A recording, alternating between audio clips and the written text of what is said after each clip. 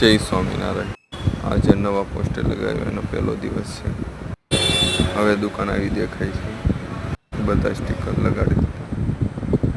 મેનુનું sticker લગાડ્યું.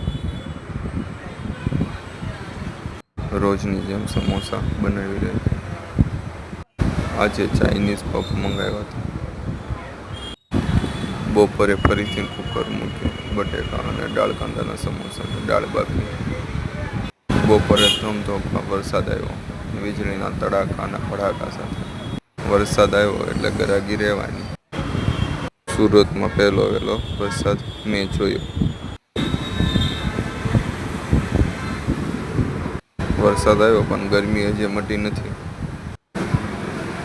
રાત્રે આટલા બધા વાસણ ઘસવાના છે. થાકી ગયા છીએ તોય ઘસવા તો પડશે.